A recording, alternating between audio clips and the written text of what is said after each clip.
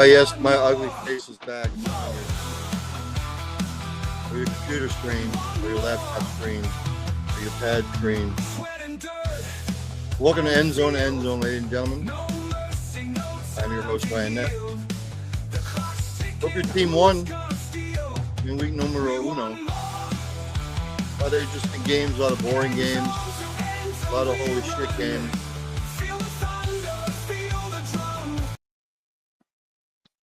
But we will recap week numero uno, and then I will preview week number 2. How did your team do? Did they look good? Did they look crappy? Questions, comments, criticisms, throw them up there. I'll read them. I'll try to answer them for you. But look, we'll just jump into it here. It started off with the Eagles and the Cowboys last Thursday. Of course, it was Spitgate. Again, they came down with the Jalen Carter ruling. He got fined pocket change. To him, it's pocket change anyway. And they will include him being ejected for the entire game against the Cowboys as his 1-game suspension. Whatever. Whatever. It doesn't matter to me. But that's what they basically came out and said. So he will be playing against the Chiefs. Entertaining first half, to be quite honest with you. The second half was kind of boring. Dallas had their opportunities. Philadelphia took their gas off, their pedal off the gas a little bit.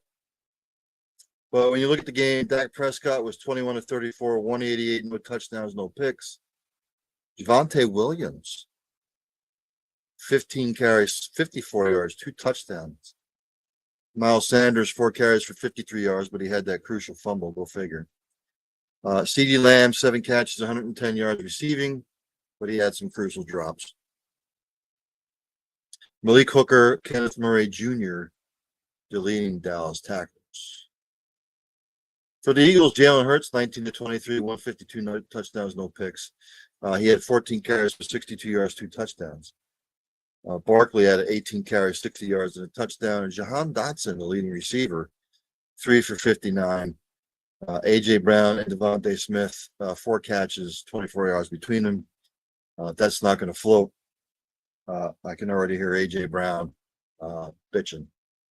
Zach Bond with 9 total tackles. Excuse me. You look at the team stats. Both were tremendously efficient on third down. Dallas was 7 of 11. The Eagles were 8 of 13. Dallas had that one crucial fumble by Sanders. The Eagles won the rushing battle. Dallas won the passing battle. The Eagles were penalized 9 penalties for 110 yards. That needs to change. The Eagles controlled the clock 35 minutes to about 25 minutes. Look, the Eagles just, again, I'll say this over and over. Winning organizations find ways to win. Winning teams find ways to win. Losing teams and organizations always find ways to lose. And that's what Dallas did. They had opportunities. It's the same old record. Same old record. Sanders fumbling the ball. CeeDee Lamb with the drops. It's not like Dallas's defense in the second half didn't play well. They made adjustments. They played well. Both defenses played well in the second half. But Dallas had their opportunities. Philadelphia with the 24-20 win. More importantly, in division game. So the Eagles already up 1 game up on the Cowboys. The Chiefs and the Chargers. My Chiefs, Chargers. I keep trying to tell everybody the Chiefs are not going to make the playoffs this year. I'm not backing off it now. There's 27-21 Chargers. Division game. Chiefs already behind the 8 ball. Chiefs looked disinterested. It lacked enthusiasm. They lacked energy. Chargers were the one who wanted the game more. That's what I saw. Patrick Mahomes was 24, 39, 258, a touchdown, no picks. Mahomes was the leading rusher, 6 carries, 57 yards, and a touchdown. Again, Kansas City, the GM Veach He did nothing to improve the running game, the running back room, nothing to improve the wide receiver room, and the defense is the same. So Hollywood Brown for Kansas City had a nice day receiving, 10 catches, 99 yards. Leading tackler was Shamari Connor with 10 total tackles. Los Angeles, Justin Herbert with a great game, 25 of 34, 318, 3 touchdowns, no picks. Marion Hampton, 15 carries, 48 yards. Thought they should have used him a little bit more. Quentin Johnston, welcome to the NFL, by the way, after this is your fourth year. 5 catches, 79 yards, and 2 touchdowns receiving. Been waiting for him to break out. Defensively, Aloy Gilman with 9 total tackles. The team stats. The Chargers was 7 of 13 on third down. Kansas City was 5 of 14. No turnovers in the game as far as like fumbles lost. No interceptions. I think the Chargers just made bigger plays than what the Chiefs did, flat out. They wanted it more. They came out with more enthusiasm, more energy. The Chiefs were penalized 10 times for 71 yards. Again, supposedly a revamped offensive line. It didn't look like it. Didn't look like it at all. They looked disinterested. And like I said yesterday, they don't look hungry anymore. They look full. Maybe they should take a proverbial NFL a dump. I don't know. Clear your system out. Get hungry again. Remember that the feeling of winning a Super Bowl. It's almost like they lost their luster, and the Chargers took it to them. So the Chargers with a big win, and more importantly, a division win. So they're one up. The Buccaneers Falcons was a strange game. I didn't think either team wanted to win the game. They were doing everything they could to lose it. It was back and forth the whole time. I didn't think either team really. They didn't play lousy, but they didn't play well. It was just sort of like in between. But the Buccaneers with the big win, 23-20. Tampa Bay, Baker Mayfield, 17 of 32, 167, 3 touchdowns. More importantly, no picks. Tampa Bay rushing. Baker Mayfield was leading rusher, 5 carries, 39 yards. Bucky Irving, 14 for 37. They sort of need to get the running game going a little bit. They didn't. Emeka Egbuka, 4 catches, 67 yards, and 2 touchdowns receiving in his NFL regular season debut. I can't remember if it's his second year. So yeah, I'm old. The memory's starting to go. But he had a huge game. It's his rookie year, I believe. Tampa Bay defensively, Ty Key Smith, 11 total tackles for the Buccaneers. Atlanta, Michael Penix Jr., 27 of 42, 298, a touchdown, no picks. Can't have him throwing the ball 42 times, man. Can't do it. Collectively, Atlanta ran the ball 28 times, 69 yards. That needs to change. You've drafted Bijan Robinson for a reason. It wasn't just to receive the ball. You've got to run him. He was their leading receiver, Bijan Robinson, 6 carries, 100 yards, and a touchdown. That's all well and good. You've got to run him. He's a runner. Feed the beast. 4 Falcons with 6 total tackles. A.J. Terrell Jr., Xavier Watts, Billy Williams Jr., and Jesse Bates, the third. Let me go to the team stats for this game. Again, even no turnovers. Beautiful in that aspect. And Tampa Bay won the rushing battle. Both efficient on third down. Atlanta was 3 of 4 on fourth down. but Tampa Bay just made bigger plays. And the Falcons, their field goal kicker, choked. Didn't make that late field goal. Had a chance to tie it up. And again, but here's the thing. You should not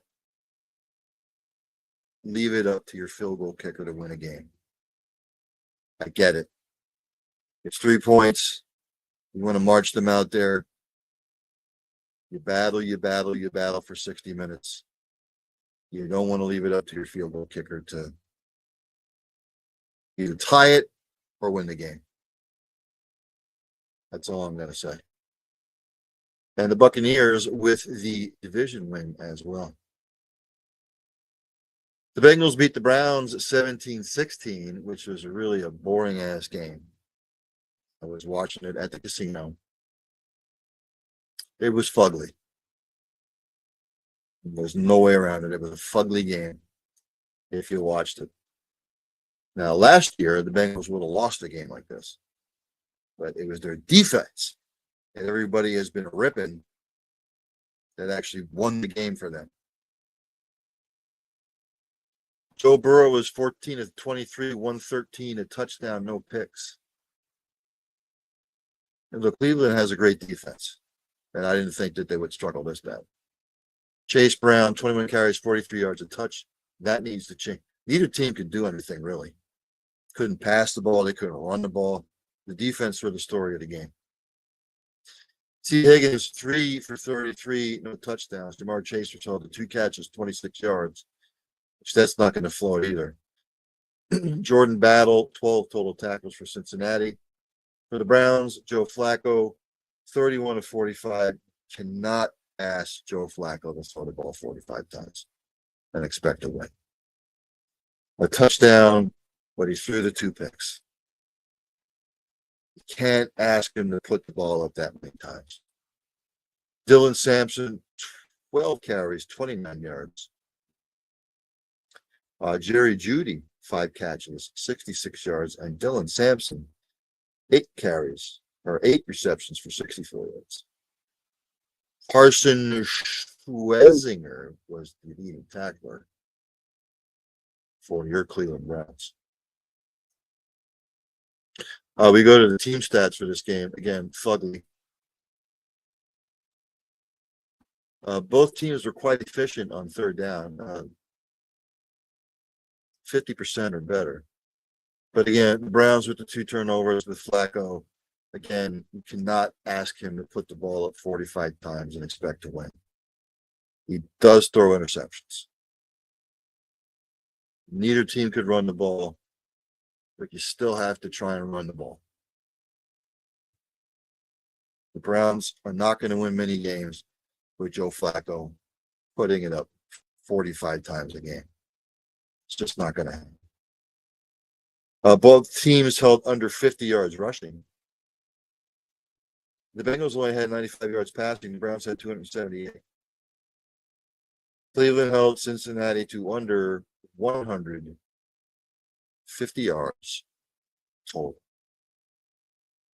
But again, the 2 turnovers killed the Browns. And again, more importantly, a division win. So the Bengals up in that aspect.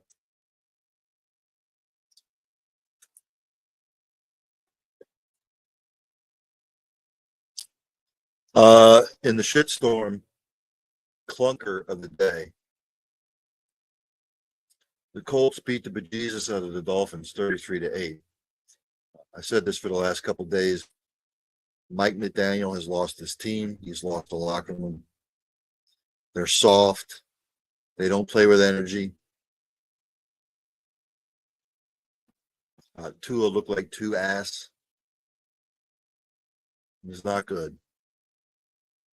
And I don't see it getting any better for Miami. I really don't. They need a new direction. They need another voice in that locker room. They need a disciplinary. They need somebody to kick the shit out of them is what they need. And especially with all the stuff that's going on with Tyreek right now, no one will want to deal with that headache. We all know receivers are divas.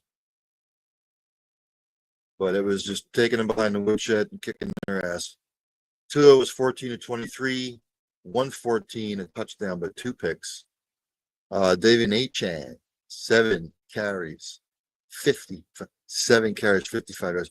Ladies and gentlemen, the Dolphins ran it only 12 times for 78 yards. You're not going to win in the National Football League if you're only rushing it 12 times. That's pathetic. That's horrible. That's on your play caller. Tyreek Hill, Jalen Waddle each had 4 catches apiece. Jordan Brooks, 14 total tackles. For the Colts, Daniel Jones, Miami made him look like Joe Montana. He was 22 of 29, 272, a touchdown, no picks.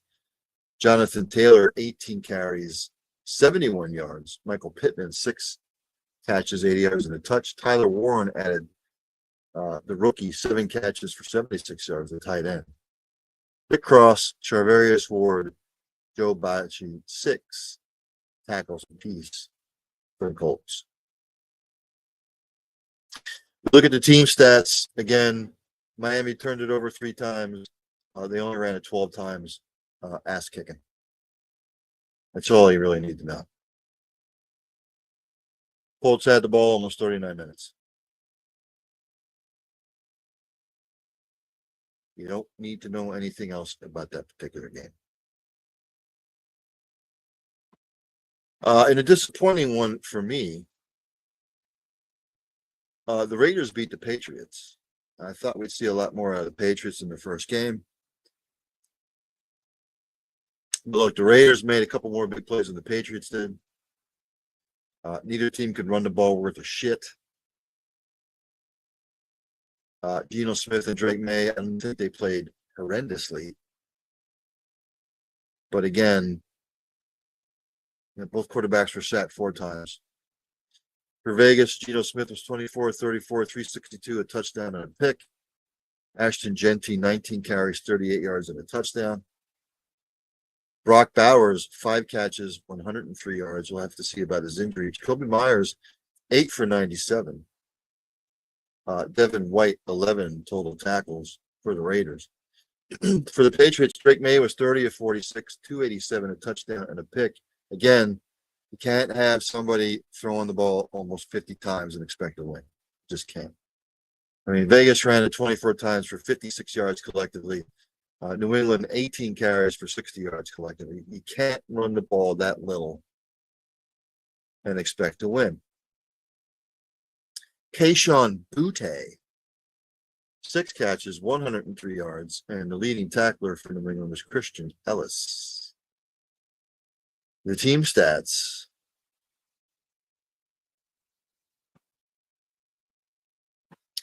Again, it was basically equally matched. But again, the Raiders just made one more big play than the Patriots did.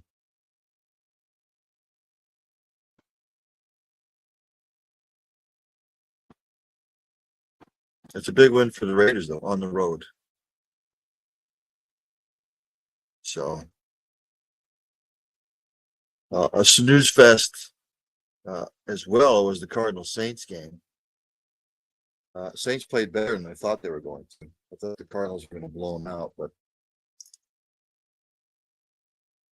that wasn't the case. Cardinals win 20 to 13. Well, it's a road win. So Kyler Murray was efficient, 21 to 29, 163, 2 touchdowns, no picks. Trey Benson, 8 carries, 69 yards. Marvis Harrison Jr., 5 catches, 7 yards, and a touchdown. Buda Baker, 10 total tackles. For the Saints, Spencer Rattler, 27 of 46, 214, no touchdowns, no picks. Alvin Kamara, 11 rushes, 45 yards, and a touchdown. Again, cannot have your quarterback throwing the ball almost 50 times and expect to win.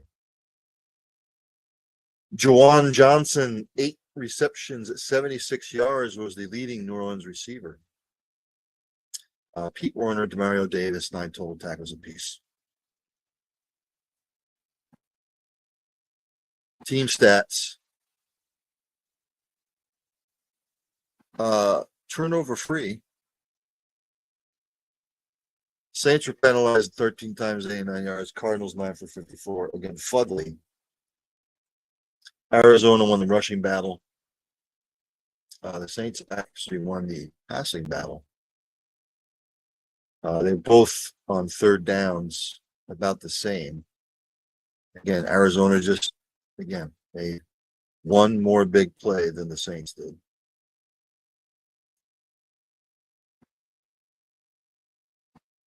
Steelers Jets, highly entertaining.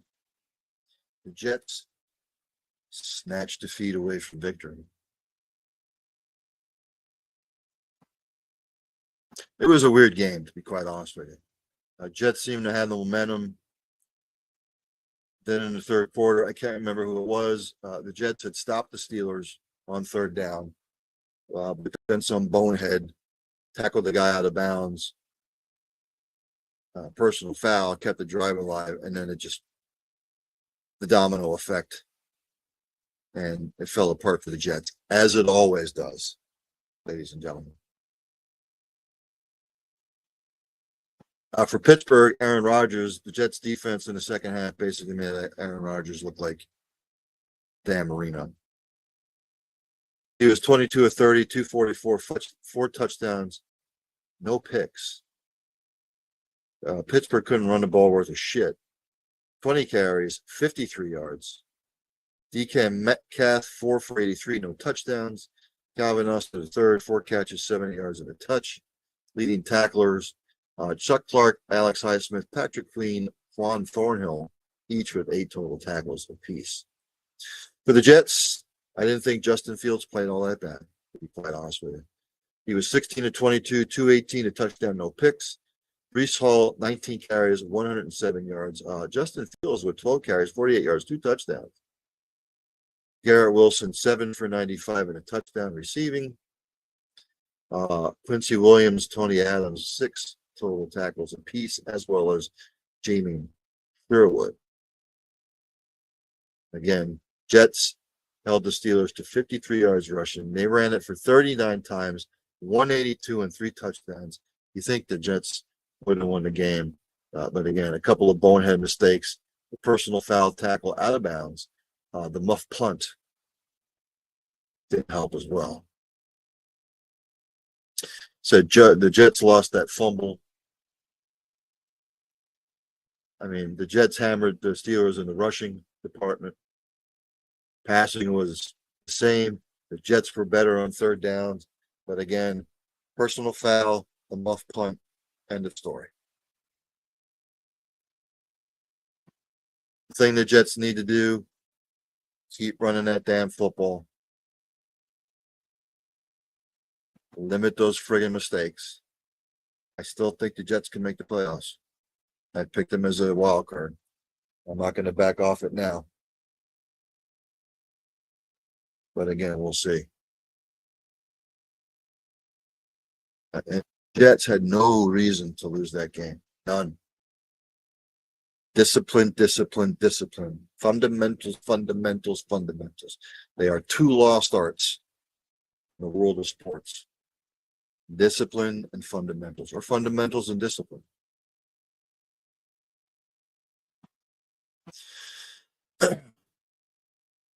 The Giants and the Commanders in another snooze fest. Commanders won at 21-6, a division game.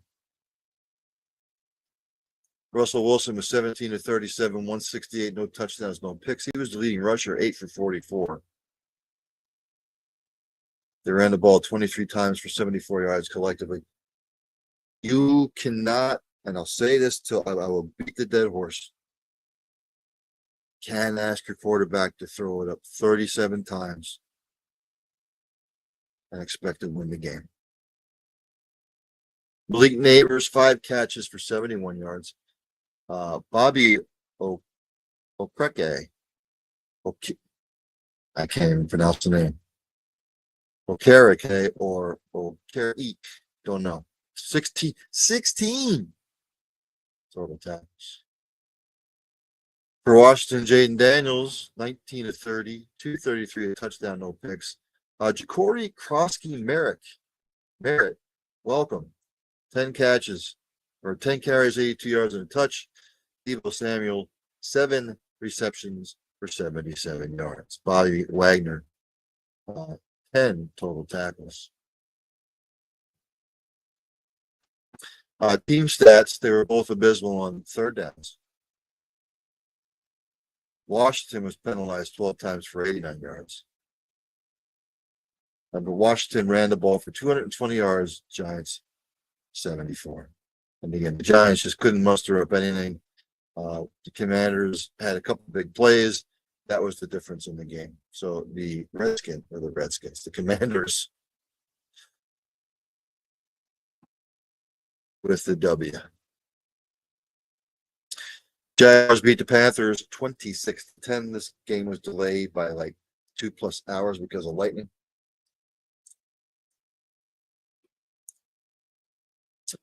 Panthers looked horrible.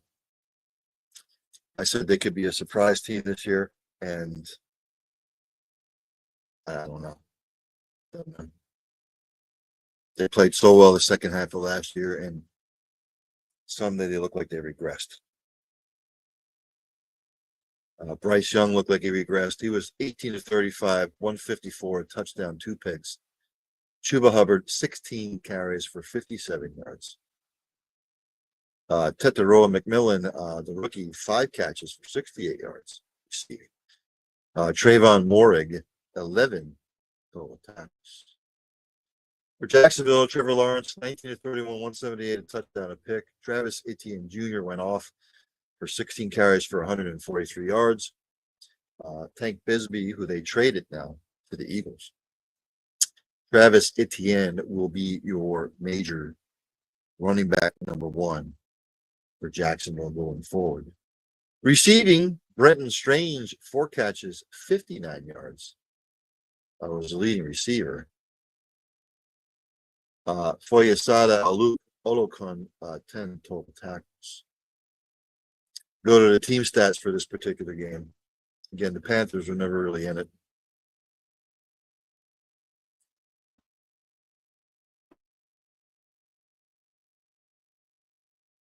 Carolina also turned it over 3 times.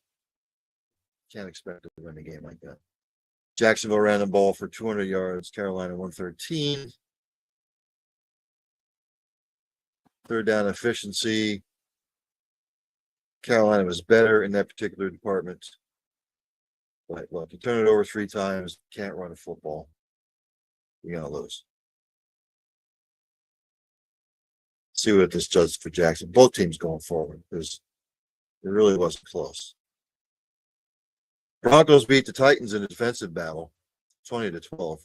I thought the Titans played a little bit better than I thought they would.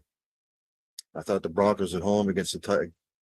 We don't know what we're getting with this Titans team, but they battled.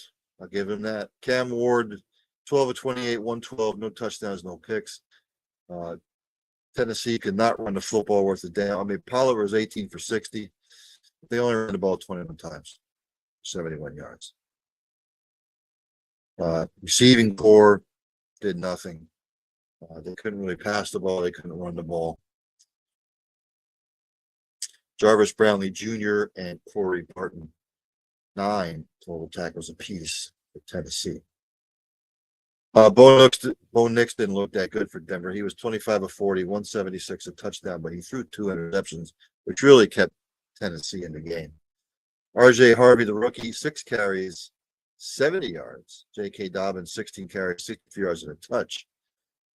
They ran the ball collectively 30 times for 151 yards and a touchdown. Cortland Sutton, 6 receptions, 61 yards and a touchdown. Talanoa Hufanga, 10 total tackles for Denver. Again, the turnovers, 2 interceptions, really kept Tennessee in the game.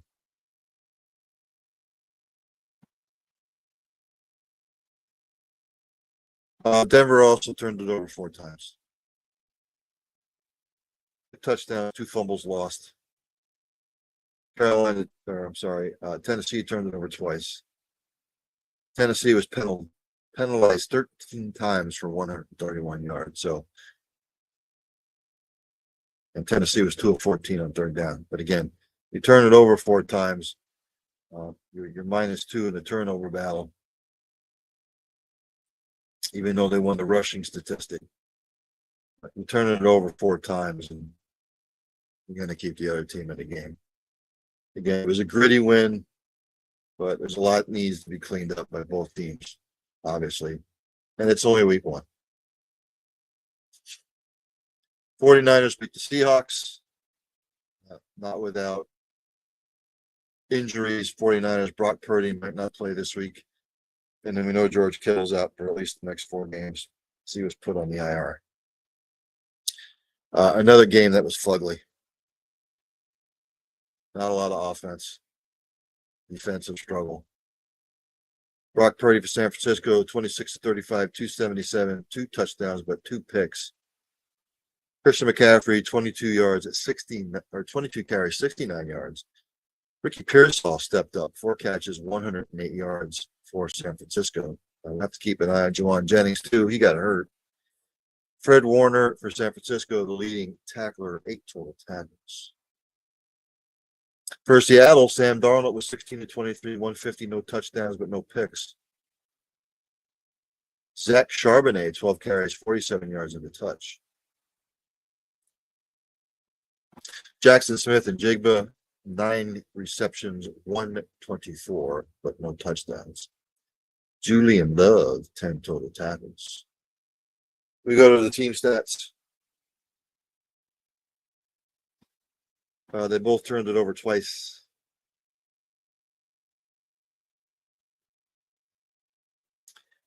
Seattle was abysmal on third down, 3 for 10.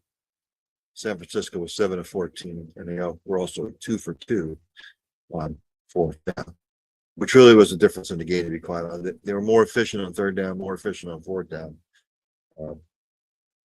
That's really why San Francisco won the game.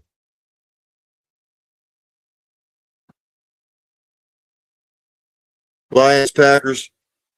Lions with the 27-13 victory. It really wasn't close. People are talking about the Lions offense regressing. It's only week 1. Can't really read too much into it. The Packers at home just played a good game. And again, I'm going to, beat the dead horse. Jared Goff was 31 of 39, 225, a touchdown and a pick. Throwing the ball up 30. They only ran the ball 22 times for 46 yards. You're not going to win in the NFL with that kind of statistic. Montgomery, 11 for 25. Jahmyr Gibbs, 9 rushes, 19 yards. Not going to cut it. It's a double-headed monster you have at running back. For Montgomery to only get 11 touches, Jahmyr only 9. No. Sam Laporte, 6 catches, 79 yards. Jack Campbell, your leading tackler for Detroit, 9 total tackles. For Green Bay, Jordan Love, efficient, 16 to 22, 188, 2 touchdowns. Josh Jacobs, 19 carries, 66 yards in a touch. Romeo Dobbs, 2 catches, 68 yards. Edgerrin Cooper, 12 total tackles for Green Bay. We look at the statistics.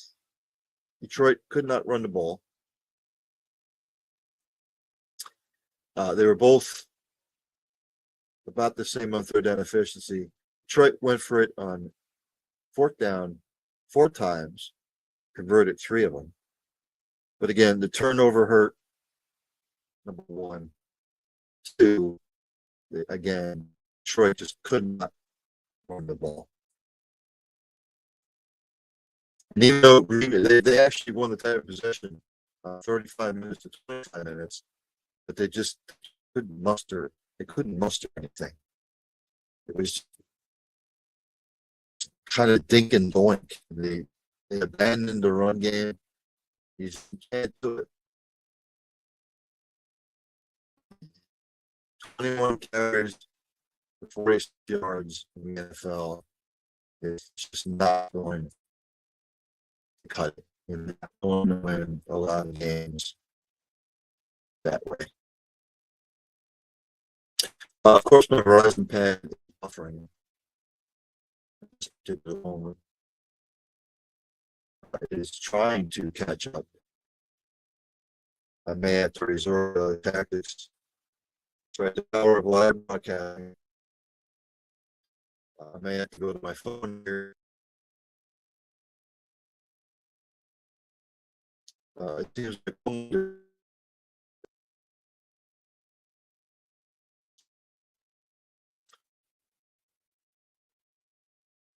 while this buffers and trying to catch up, I'll say this again.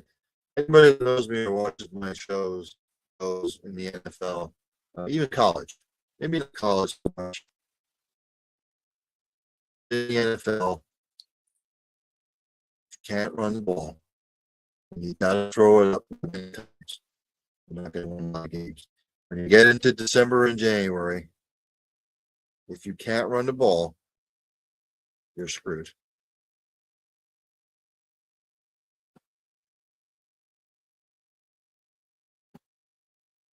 There we go. In another boring game, the Rams beat the Texans. It was another fugly game. Just ugly all the way around. It was not entertaining at all. For the Texans, CJ Stroud was 19 to 27, 188, no pick or no touchdowns, a pick. Nick Chubb, 13 carries, 60 yards. A lot of receivers caught balls, but Jaden Higgins, 2 catches, 32 yards. Kamari Lassiter, 9 total tackles for Houston. The Rams, Matthew Stafford, 21 to 29, 249, a touchdown, no picks. Kyron Williams, 18 carries, 66 yards, and a tutty. Puka Nacua had himself a day. 10 catches, 130 yards, leading tacklers for Cam Curl and Nate Littman. 10 total piece. We go to the team stats. Houston turned it over twice. The Rams once. The Houston Texans were 2 of 9 on third down. Not efficient. Number 7 to 13. A couple of the turnovers kind of killed them. But again, it was a ugly game that was really not worth viewership. To be quite honest with you. Seem to be having some system issues here.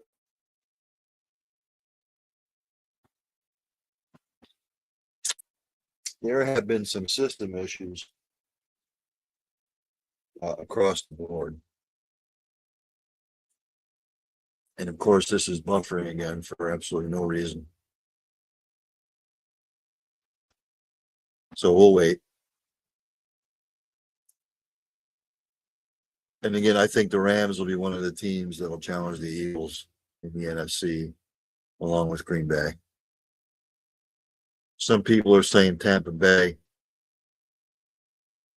I still need to see it. Here we go. Here we go. Only a couple games left from week number uno. The Bills-Ravens game, everybody saw it. I don't need to really go into it more. The Ravens choked. We'll have to see what the NFL does with Lamar Jackson about the fan. I know the fan has been banned from every NFL stadium for life for putting their hands on the players. Look, the Ravens got lackadaisical, period. They got a little cocky, and it came back to bite them. Lamar Jackson, 14 to 19, 209 yards, 2 touchdowns, no picks. Derrick Henry doing Derrick Henry type things, 18 carries, 169, 2 touchdowns. But he did have the crucial fumble. Zay Flowers, 7 for 143 and a touchdown. Roquan Smith, 10 total tackles. For Buffalo, Josh Allen, 33 of 46, 394, 2 touchdowns, no picks. He also ran the ball 14 times for 30 yards and 2 touchdowns. Keon Coleman, a breakout. 8 catches, 112 and a touchdown. Christian Benford, 7 total tackles.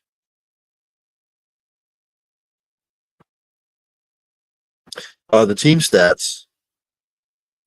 I said Baltimore had the one turnover, the Henry fumble, which was not good.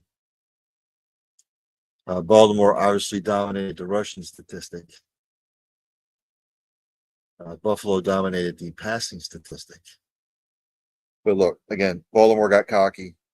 The fumble, some other misfortunes. Buffalo pulls the tiebreaker now over Baltimore. And the Minnesota-Chicago game yesterday. Again, Caleb Williams shows flashes.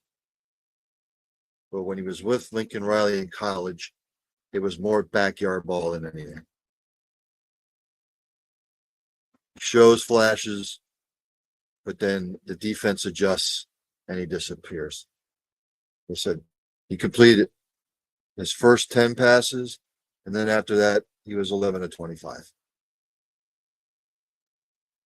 J.J. McCarthy was the better quarterback in the second. And J.J. McCarthy took his lumps. J.J. McCarthy was 13 to 20, 143, 2 touchdowns, a pick. Jordan Mason, 15 carries, 68 yards. Aaron Jones Sr. and Justin Jefferson with 44 yards apiece and a touchdown. Joshua Metellus, 6 total tackles. Caleb Williams was 21 to 35, 210, a touchdown, no pick. He also ran the ball 6 times for 58 yards and a touchdown. DJ Moore, 3 catches, 68 yards, and Noah Sewell, 9 total tackles. Team stats. Both were horrible on third downs. Rushing was the same. Passing was basically the same. But look, Minnesota made the necessary adjustments in the second half. Chicago didn't.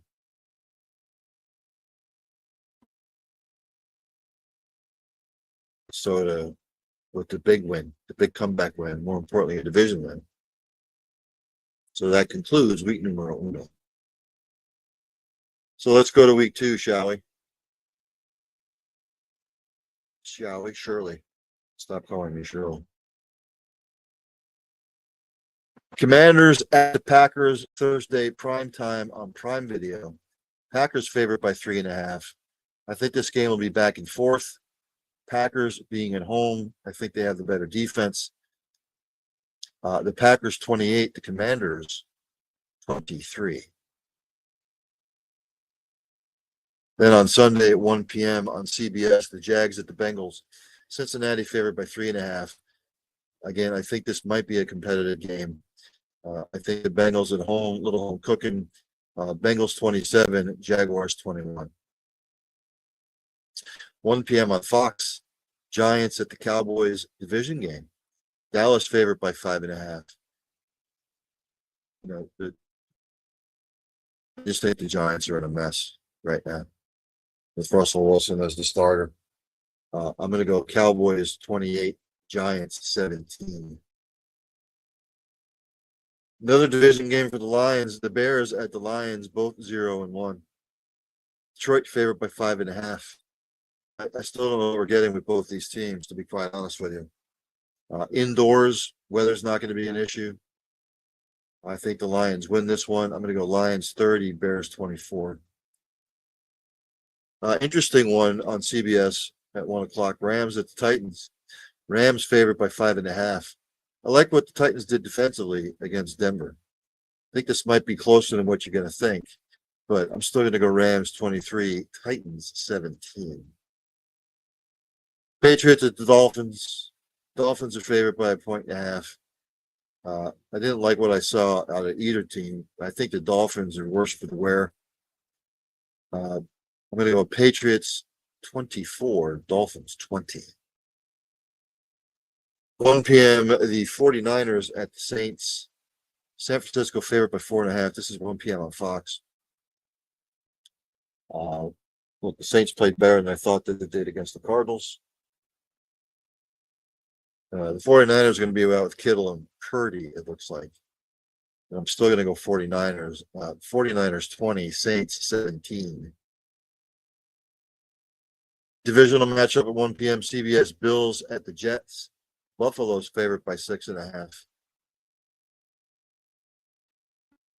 For as much as the Bills came back, and I can't believe I'm going to say this,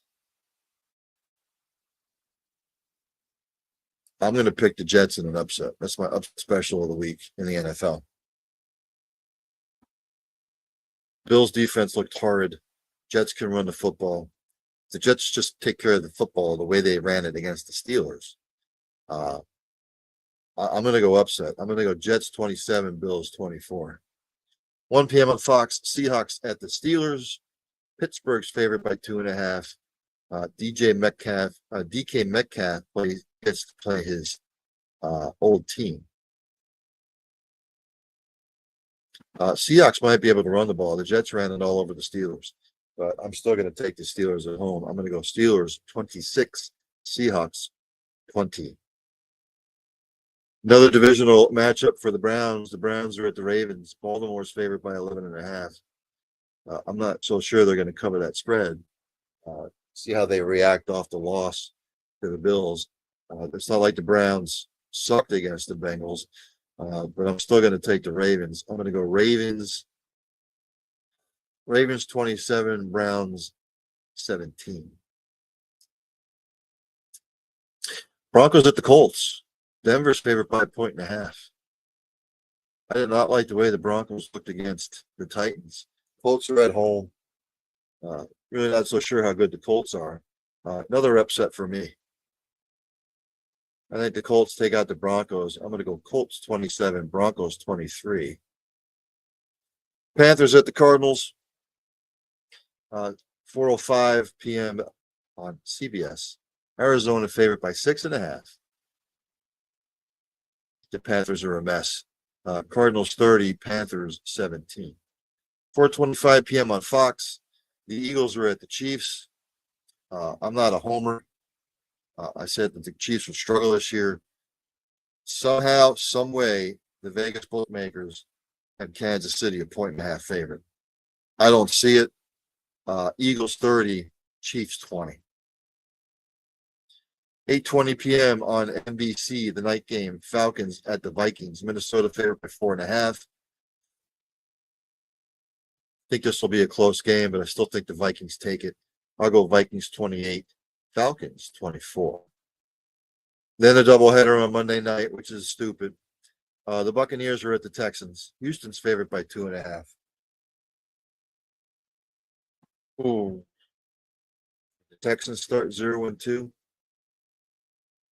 I'll go Houston in a mild upset. I'm going to go Houston 24, the Buccaneers 20.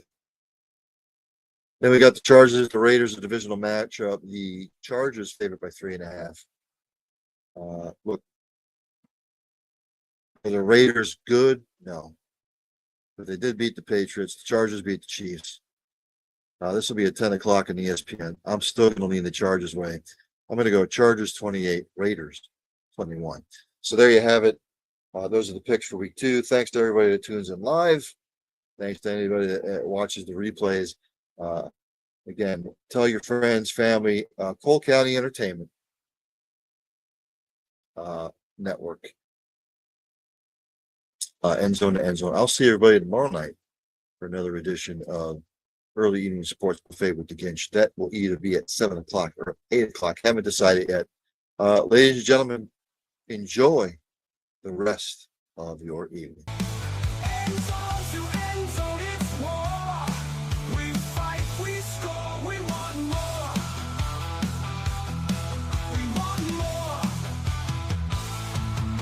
Sweat and dirt on the field. No mercy, no time to yield. The clock's ticking, who's gonna